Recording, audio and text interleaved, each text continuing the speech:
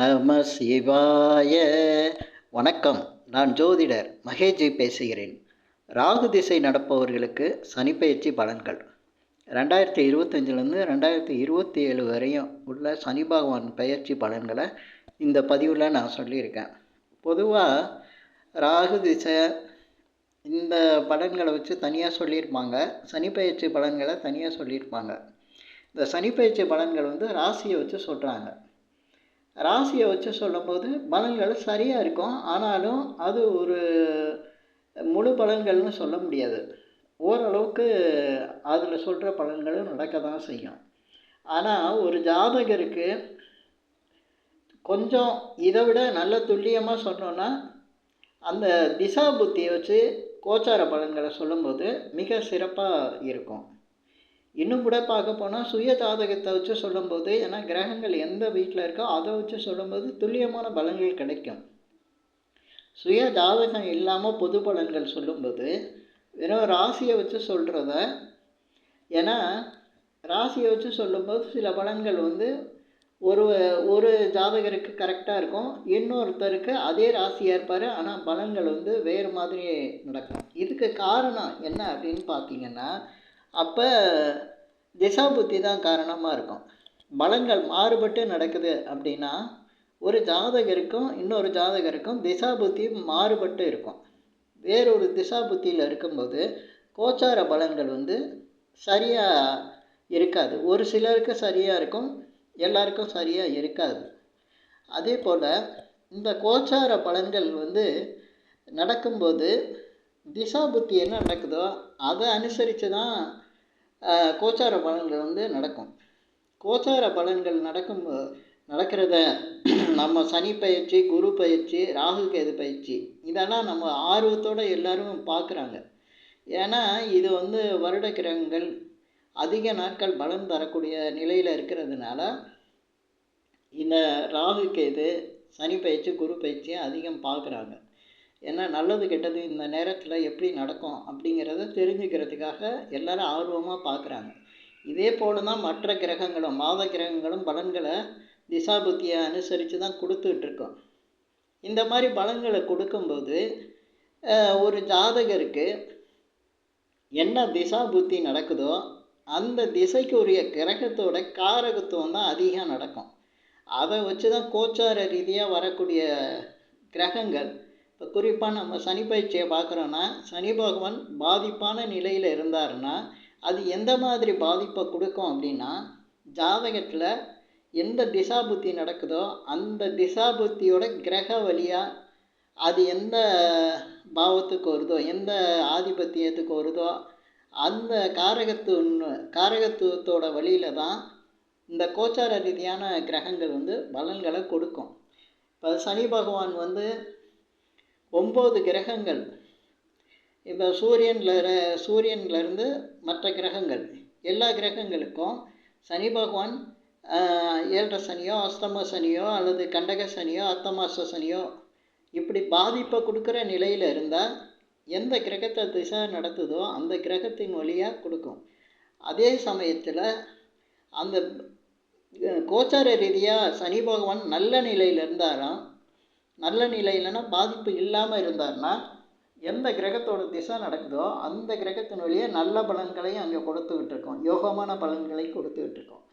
அப்படி பார்க்கும்போது நம்ம இப்போ ராகு திசை நடக்கிறவங்களுக்கு இந்த சனி பயிற்சி பலன்களை எப்படி கொடுக்கும் அப்படிங்கிறத பார்க்கலாம்.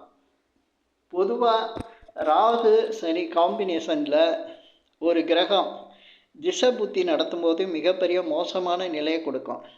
அதே போல் கோச்சார ரீதியாக சனி திசையோ ராகு திசையோ நடக்கும்போது இந்த சனி பயிற்சி காலங்களில் அஷ்டம சனி, 7 சனி, கண்டக சனி இதெல்லாம் நடந்ததுன்னா வாழ்க்கையே புரட்டி போடும். மிகப்பெரிய அளவுக்கு ஒரு கஷ்டமான நிலையை கொடுக்குது. அதே சமயத்தில் இந்த ராகு திசை நடக்கிற காலத்தில் ஒரு சிலருக்கு கண்டக சனியும் வரும், 7 சனியும் வரும், அஷ்டம சனியும் வரும். ஏன்னா முதல்ல அஷ்டம சனி நடந்து அதுக்கப்புறம் ராகு திசைங்கிறது மொத்தம் 18 வருஷம் இருக்கிறதுனால அதுலேயே அந்த ராகு திசை நடக்கும்போது 7.5 சனியும் நடக்கும். அஷ்டம சனி முடிஞ்சிருந்தால் 7.5 சனியும் நடக்கும். இதில் ஏதாவது ஒரு சனியில் வாழ்க்கை புரட்டி போட்டுரும், மிகப்பெரிய அளவுக்கு கஷ்டத்தை கொடுத்துரும். அதே சமயத்தில் இப்போ அஷ்டம சனி முடிஞ்ச அடுத்து 7.5 சனி நடக்குது, அதுலேயே ராகு திசை நடக்குதுன்னா மிக யோகமான பலன்களை அந்த இடத்துல கொடுத்து விட்டுருக்கோம். இதையும் நம்ம சுய ஜாதகத்தை வச்சு கணிச்சிடலாம். அதனால் இந்த பாதிப்பான நிலையை இப்போ இந்த 2025 சனி பகவான் பயிற்சி கொடுக்கும்போது உங்களுக்கு நீங்கள் எந்த ராசியாக இருந்தாலும் ராகு திசை நடக்கிறதுனால கொஞ்சம் கவனமாகவே இருங்க. அதே சமயத்தில் யோகமான நிலையில் சனி பயிற்சி ஆனதுக்கப்புறம் சிலருக்கு அஷ்டம சனி முடியும், 7.5 சனி முடிஞ்சிருக்கும். இந்த மாதிரி நல்ல நிலைக்கு வரவங்களுக்கு மிக யோகமான பலன்களையும் நல்ல பலன்களையும் எதிர்பார்க்கலாம். ஏன்னா ராகு பகவான் மிக அதிக அளவு நன்மைகளை செய்யக்கூடியவர், யோகத்தை கொடுக்கக்கூடியவர். இப்போ ராகு திசை அப்படிங்கிறதுலே ராகு யோகக்காரங்கன்னு தான் பேர். அவருக்கு யோகங்களை கொடுக்கக்கூடிய அந்த தன்மை ராகு பகவானுக்கு இருக்குது. அதே போல் ஒருத்தருக்கு நிறைய கொடுத்து அதனால சிக்கல்களும் வம்பு வழக்குகளும் அவமானங்களும் கஷ்டங்களையும் கொண்டு வரதும் இந்த ராகு பகவானால் நடக்கக்கூடிய விஷயங்களாக இருக்கும். ஒரு ஜாதகருக்கு ராகு சனி திசையோ ராகு புத்தி இல்லை ராகு திசையில் சனி புத்தி நடக்கும்போது பார்த்திங்கன்னா பெரும்பாலும் 99% பேருக்கு ஒரு அவமானத்தை உண்டாக்கும், கஷ்டத்தை உண்டாக்கிறோம். அவங்கள பூர்வீக இடத்துலேருந்து சொந்த இடத்துலேருந்து வேறு இடத்துக்கு போக வைக்கும். அதே போல் போன இடத்துல ரொம்ப கஷ்டப்படுற மாதிரி ஒரு சூழ்நிலை இருக்கும். அவங்க பெரும்பாலும் வெளிநாடு அதே போல் பயணம் செய்கிறது, ஒரு இடத்துல இருக்க முடியாமல் பயந்துக்கிட்டு இருக்கிறது, இப்படி கஷ்டங்களை கொடுக்கும். இப்போ இந்த ராகு திசை நடக்கிறவங்களுக்கு சனி பயிற்சியில் 7.5 சனி, அஷ்டம சனி, கண்டக சனி இந்த மாதிரி பாதிப்பான நிலையில் சனி பயிற்சி உங்கள் ஜாதகத்தில் மிக கவனமாக இருங்க. மிகப்பெரிய அளவுக்கு ஏதாவது கஷ்டத்தை கொடுத்துரும், கடனை கொடுத்துரும், வம்பு வழக்கல்ல சிக்க வச்சிடும். ஒரு சிலர் சொல்லுவாங்க, நான் கடனே வாங்க வேண்டியது இல்லையே, எனக்கு ஏகப்பட்ட பணம் இருக்கு, கஷ்டமே கிடையாது அப்படின்னு சொன்னான். ஆனால் நீங்கள் கடன் வாங்க மாட்டீங்க, யாருக்காவது கடனை வாங்கி கொடுத்து மாட்டிக்குவீங்க. உங்கள் சுய கௌரவம் அதை ஒத்துக்க வைக்காது. அதனால் வம்பு வழக்குகளில் சிக்க ஆரம்பிச்சிருவீங்க. பிரச்சனை நீங்கள் செஞ்சு தான் வரணும்னு கிடையாது, பிரச்சனையே உங்களை தேடி வர மாதிரி இருக்கும். அதுதான் இந்த ராகு திசை நடக்கிறவங்களுக்கு 7.5 சனி, அஷ்டம சனி, இந்த மாதிரி கண்டக சனி, இந்த மாதிரி சனி பாதிப்பில் இருந்தால் மிக கவனமாக இருக்கணும். உங்கள் வாழ்க்கையே புரட்டி போடுன்னு சொல்கிறேன், திசை திருப்பிடும். அதே போல் இந்த ராகு திசை நடக்கிறவங்களுக்கு நிறைய பேருக்கு இப்போ 7.5 சனி முடிகிற மாதிரி இருக்கும், அதே போல் அஷ்டம சனி முடிகிற மாதிரி இருக்கும், பாதிப்புலேருந்து விலகிற மாதிரி இருக்கும், சனியோட கோச்சார பாதிப்புலேருந்து விலகிற மாதிரி இருக்கும். அவங்களுக்கெல்லாம் மிகப்பெரிய யோகத்தை கொடுத்துருவார். அதில் இடம் வாங்கிறது, வீடு வாங்கிறது, சொத்து வாங்கிறது, அதே போல் வெளிநாடு போகிறது, அவங்களுக்கு சுகபோகங்களை அதிகரிக்கிறது, வருமானத்தை அதிகரிக்கிறது, அதே போல் செல்வ நிலையில் உயர்த்துறது, திடீர் பதவி கிடைக்கிறது, அதிர்ஷ்டம் கிடைக்கிறது. இந்த மாதிரியெல்லாம் இந்த ராகு திசை நடக்கிறப்ப சனியோட பாதிப்புகள்லேருந்து கோச்சார ரீதியாக இப்போ விலகிறவங்களுக்கு நான் சொல்லக்கூடிய இந்த பலன்கள் நடக்கும். அதே போல் ராகு திசை நடக்கும்போது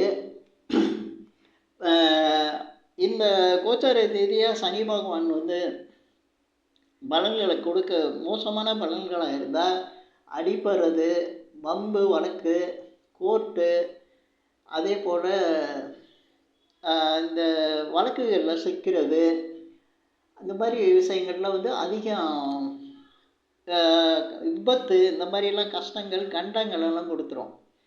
அதே போல் ராகு திசை நடக்கிறவங்களுக்கு சனி பயிற்சியில் பாதிப்பு இருந்தால் ஏமாறுறது, பண விஷயங்களில் ஏமாறுறது, தேவையில்லாமல் கடனை வாங்கிறது, கடன் அதிகரிக்கிறது, மன நிம்மதி இல்லாமல் தவிக்கிறது, அதே போல் வீடு மாற்றம், இடமாற்றம் செஞ்சு அதனால தொல்லைகளை அனுபவிக்கிறது. ஒரு சிலருக்கு பார்த்திங்கன்னா பிடிக்காத இடத்துக்கு போயிடுவாங்க. பயத்தை கொடுக்கக்கூடிய இடங்களில் போய் இருப்பாங்க. இந்த நேரத்தில் பொருள்கள் காணாமல் போகிறது, பெரிய அளவில் பண இழப்பை சந்திக்கிறது, நஷ்டங்களை ஏற்படுறது. அதே போல் இந்த ஷேர் மார்க்கெட்டு, கேம்லிங் இந்த மாதிரி விஷயங்கள்லாம் வந்து அதிக அளவுக்கு நஷ்டங்களை சந்தித்து கடன், வம்பு வழக்கு இந்த மாதிரி தேவையில்லாத விஷயங்களில் அதிகமாக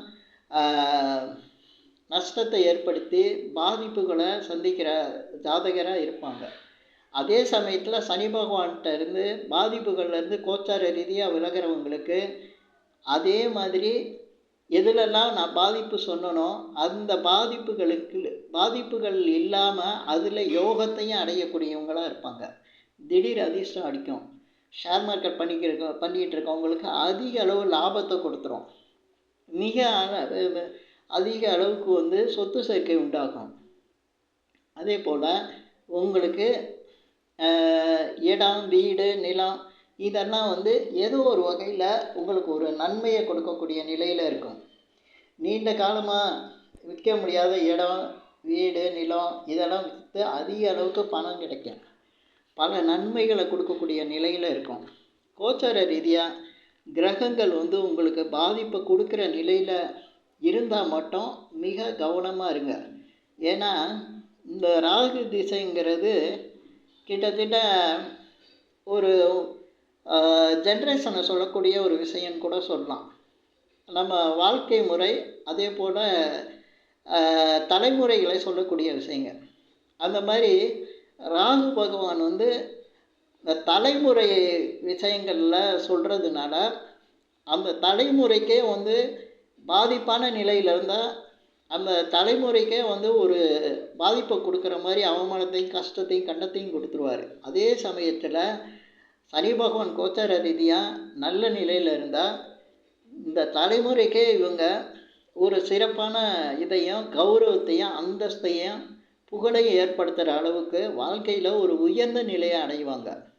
இந்த ராகு திசை நடக்கிறவங்களுக்கு சனி பயிற்சியில் உள்ள பலன்கள் இந்த மாதிரி நான் சொன்ன மாதிரி நடக்கிறதுக்கு வாய்ப்புகள் வந்து அதிகமாக இருக்கும்.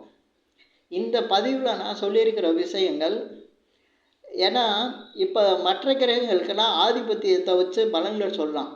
ராகுங்கிறது சொந்த வீடு இல்லாத ஒரு கிரகம். அந்த கிரகத்தை வச்சு பலன் சொல்லும்போது அந்த கிரக காரகத்துவத்தையும் சனி பகவானுடைய காரகத்துவத்தையும் நம்ம வச்சு பலன்களாக சொல்கிறோம். அதனால் இந்த பலன்கள் நான் சொன்ன இந்த பலன்கள் உங்களுக்கு பிடிச்சிருந்தா ஷேர் பண்ணுங்கள், லைக் பண்ணுங்கள். அதே போல் இந்த சேனலுக்கு சப்ஸ்கிரைப் பண்ணுங்கள். என்கிட்ட ஜாதகம் பார்க்குறவங்க மட்டும் கீழே இருக்க என் நம்பருக்கு கால் பண்ணுங்கள். நன்றி, வணக்கம்.